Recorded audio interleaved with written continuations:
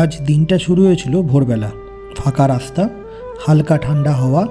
কলকাতা থেকে গাড়ি নিয়ে বেরোনোর পরেই মুডটা হয়ে গেছিলো ট্র্যাভেল ফ্রেশ। ধীরে ধীরে শহর পেরিয়ে গ্রামের রাস্তায় ঢুকতে চারপাশটা সবুজে ঢেকে গেল। চা আর টোস্টের একটু ছোট্ট স্টপ নিয়ে আমরা চলে গেলাম বিষ্ণুপুর। আজ আমাদের গন্তব্য বিষ্ণুপুর। আমাদের প্রথম গন্তব্যস্থল পাথরের রথ। বিষ্ণুপুর নামটা মনের মধ্যে এলে সবার আগে মনে পড়ে টেরাকোটার কাজ। এখানকার মন্দিরগুলো লাল মাটি দিয়ে সূক্ষ্ম কারুকার্য যুক্ত। বিষ্ণুপুর শহরের মধ্যে প্রত্যেকটি জায়গা, প্রত্যেকটি মন্দির ঘুরে দেখার জন্য আদর্শ যানবাহন হলো টোটো। সেই টোটো করে আমরা পৌঁছে গেলাম আমাদের প্রথম গন্তব্যস্থল মদনমোহন মন্দির।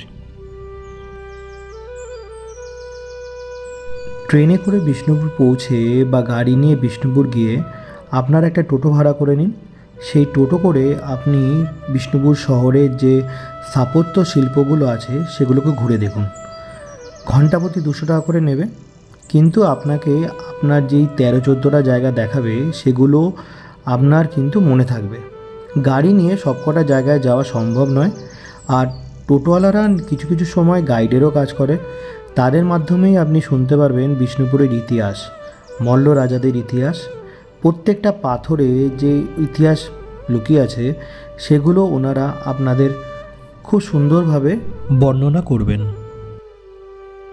মন্দিরের প্রত্যেকটি দেয়ালে অসম্ভব সুন্দর সূক্ষ্ম হাতের কাজ। সত্যি অবাক লাগে ওই সময় মানুষ এত ধৈর্য নিয়ে এত সুন্দরভাবে লাল মাটি দিয়ে সুন্দর সুন্দর নকশা তৈরি করেছিল। মদনমোহন মন্দিরে শান্ত পরিবেশে কিছুক্ষণ সময় কাটিয়ে আমরা এগিয়ে গেলাম রাসমঞ্চের দিকে। বিষ্ণুপুর মানে রাসমঞ্চ। এখন আমাদের সামনে বিষ্ণুপুরের বিখ্যাত রাসমঞ্চ। মল্লরাজ হাম্বির এই রাসমঞ্চ তৈরি করেন। এটি বিষ্ণুপুরের সবচেয়ে পুরনো ও সবচেয়ে পরিচিত টেরাকোটা স্থাপত্য। তবে রাসমঞ্চকে শুধু স্থাপত্য হিসাবে যদি ভাবা হয় তাহলে সেটা ভুল। এটা মল্লযুগের ধর্ম ও সংস্কৃতির কেন্দ্রবিন্দু ছিল। সেই সময় বিষ্ণুপুরের সব প্রধান প্রধান মন্দিরে দেবদেবীদের এখানে নিয়ে আসা হতো শ্রীকৃষ্ণের রাস উৎসবের সময়।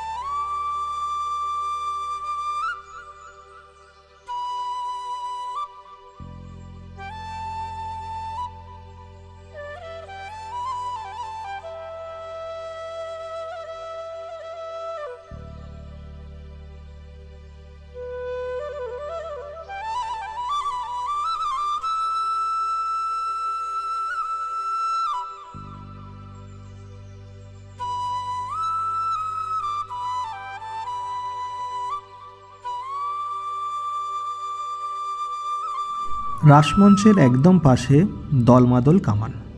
এটি বিষ্ণুপুরের অন্যতম ঐতিহাসিক নিদর্শন। এই কামানটি মূলত মল্লরাজ বীর হাম্বিরের সময় তৈরি। কামানটি তৈরি একটিমাত্র ধাতু দিয়ে।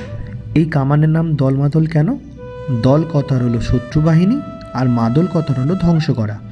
এই কামান দিয়ে যেহেতু শত্রুকে ধ্বংস করা হতো, তাই এর নাম দলমাদল কামান। দলমাদল কামানের পাশেই অবস্থিত দেবী ছিন্নমস্তার মন্দির। যেহেতু মন্দিরের ভেতরে ভিডিও করার অনুমতি নেই, তাই বাইরে থেকে আমরা মন্দিরের একটুখানি ছবি তুললাম।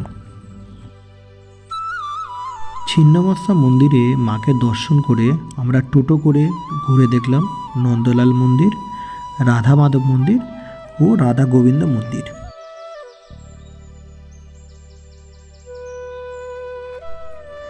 বিষ্ণুপুরে যতগুলো মন্দির বা স্থাপত্য আছে, শুধু 3টি মাত্র মন্দির বা স্থাপত্যে টিকিট কাটতে হয়। একটা হলো রাসমঞ্চ, একটা হলো জোরবাংলা টেম্পল, আর একটা হলো শ্যামরাই টেম্পল। এই 3টে বাদ দিয়ে যত মন্দির, যত স্থাপত্য আছে সব কিন্তু ফ্রি।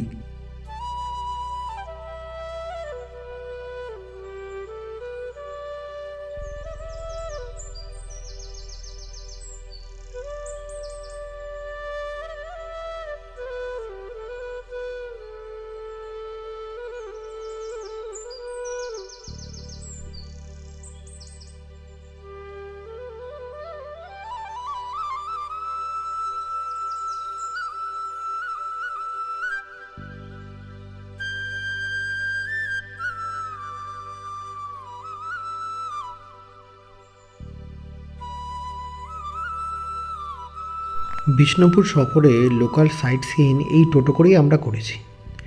এবার আমরা যাচ্ছি কালাচাঁদ মন্দির দেখতে।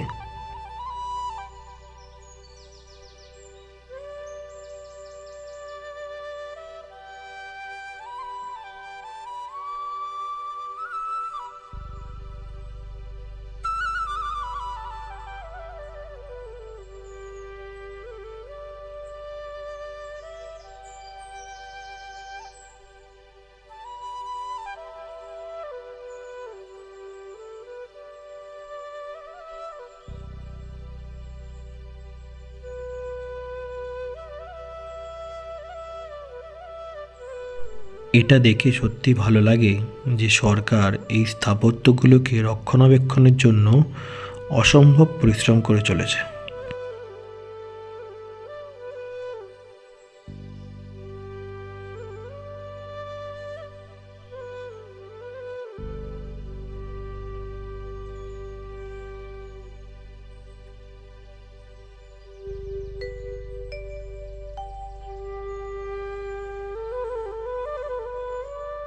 এখন আমরা আছি কালাচাঁদ মন্দিরের সামনে।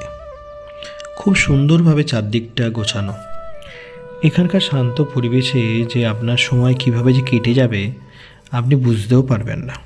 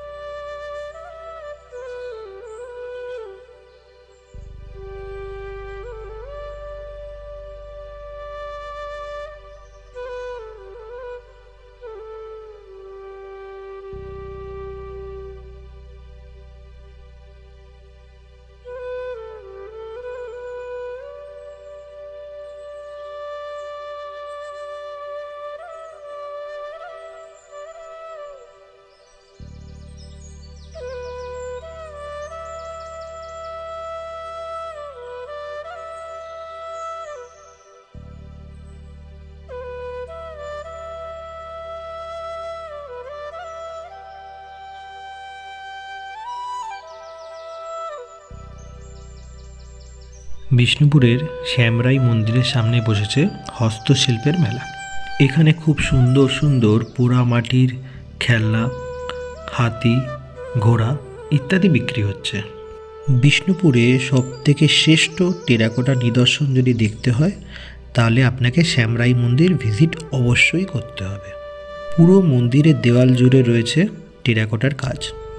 রাধাকৃষ্ণের লীলা, মহাভারত রামায়ণের দৃশ্য, যুদ্ধ, নাচ, গান, বাদ্যযন্ত্র প্রত্যেকটি জিনিসকে খুব নিখুঁতভাবে ফুটিয়ে তোলা হয়েছে।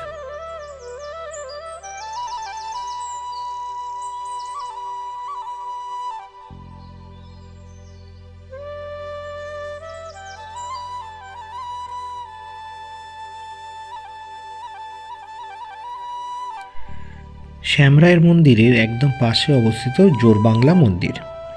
মন্দিরের দেওয়াল কৃষ্ণের বহু লীলা, এখানেও মহাভারত ও রামায়ণের দৃশ্য, সমসাময়িক সমাজ জীবন, তার নাচ গান বাজনা শিকার, এই সব কিছু সূক্ষ্মভাবে ফুটিয়ে তোলা হয়েছে।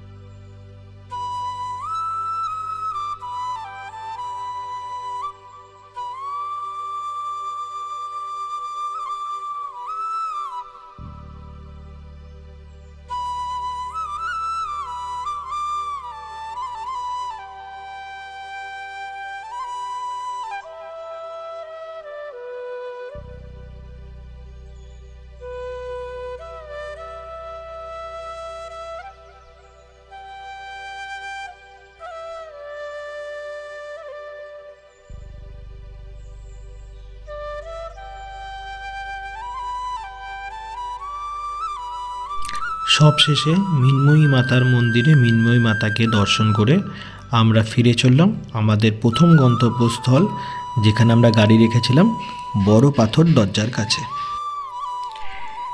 এই ছিল আমাদের একদিনের বিষ্ণুপুর ট্যুর। ছোট্ট শহর কিন্তু খুব বড় ইতিহাস। মল্ল রাজাদের পুরনো গৌরব, শিল্পীদের অমর টেরাকোটা আর গ্রাম বাংলার সরল সৌন্দর্য, সব মিলিয়ে বিষ্ণুপুর আমাদের দিনটাকে বিশেষ করে দিল। আবারও ফিরে আসতে ইচ্ছে করে এই বিষ্ণুপুরে। আবার দেখা হবে কোনো এক ছোট্ট শহরে। ততদিন ভালো থাকবেন, সুস্থ থাকবেন। টাটা।